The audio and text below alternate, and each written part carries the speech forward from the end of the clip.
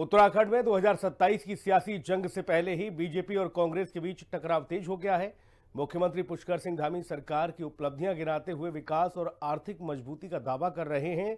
वहीं दूसरी ओर नेता प्रतिपक्ष यशपाल आर्य सरकार पर तीखे हमले कर रहे हैं। उन्होंने 16 फरवरी को राजभवन घेराव का ऐलान भी किया है। उत्तराखंड में बीजेपी और कांग्रेस का सियासी संग्राम। 2027 की चुनावी लड़ाई के लिए होने लगा इंतजाम। मुख्यमंत्री पुष्कर सिंह धामी गिना रहे उपलब्धियां। नेता प्रतिपक्ष यशपाल आर्य कर रहे सरकार पर हमला। उत्तराखंड में 2027 की सियासी जंग में भले ही काफी समय बचा हो, लेकिन बीजेपी और कांग्रेस के बीच जंग अभी से तेज हो गई है।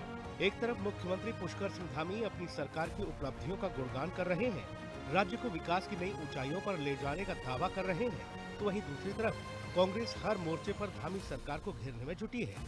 नेता प्रतिपक्ष यशपाल आर्य ने धामी सरकार के खिलाफ चौतरफा हमला बोल दिया है।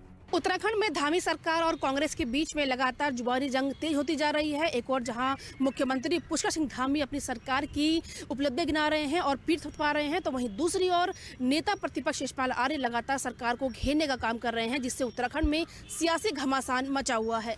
मुख्यमंत्री पुष्कर सिंह धामी लगातार अपनी सरकार की उपलब्धियां जनता के सामने रख रहे हैं।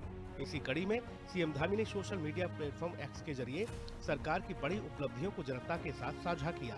सीएम धामी ने पोस्ट करते हुए बताया कि निर्यात तैयारी सूचकांक में शानदार प्रदर्शन करते हुए उत्तराखंड ने छोटे राज्यों की श्रेणी में पहला स्थान प्राप्त किया है।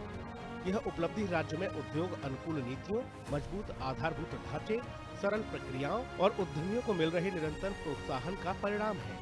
यह सफलता न केवल उत्तराखंड की बढ़ती आर्थिक मजबूती को दर्शाती है, बल्कि राज्य को आत्मनिर्भर और वैश्विक व्यापार के लिए तैयार करने की दिशा में एक महत्वपूर्ण कदम भी है। सीएम धामी के इन दावों पर कांग्रेस की तरफ से तीखे तंज कसे जा रहे हैं। रुद्रपुर में नेता विपक्ष यशपाल आर्य ने धामी सरकार पर तीखा हमला बोला है। नेता विपक्ष का कहना है कि उत्तराखंड बेहद कठिन दौर से गुजर रहा है। सरकार 4 साल पूरे कर 5वें साल में प्रवेश कर चुकी है, लेकिन इन 5 वर्षों में जनता को सिर्फ आश्वासन ही मिला है। यशपाल आर्य ने आरोप लगाया कि कांग्रेस विधायकों ने संसद और विधानसभा में कई अहम सवाल उठाए, लेकिन सरकार हर बार जवाब देने से बचती रही, क्योंकि सरकार के पास उन सवालों के जवाब ही नहीं थे। देखिए, जिस तरह के हालात हैं पूरे प्रदेश के और जिस तरह प्रदेश कठिन दौर से गुजर रहा है, विभिन्न मुद्दे हैं, विभिन्न सवाल हैं और उन सवालों का जवाब सरकार से मांगना हमारी जिम्मेदारी है और सरकार लगातार सवालों से बचती रही है। पिछले वर्षों में ये अंतिम वर्ष की ओर हम बढ़ रहे हैं, 5वां साल है ये, लेकिन 500 सालों में चाहे सदन हो, सदन में हमने पुरजोर तरीके से, मैं धन्यवाद देना चाहता हूं अपने सभी माननीय विधायकों को, जिससे हमने सरकार से सवाल किए और सरकार सवाल का जवाब देने से कतराती रही, बचती रही है।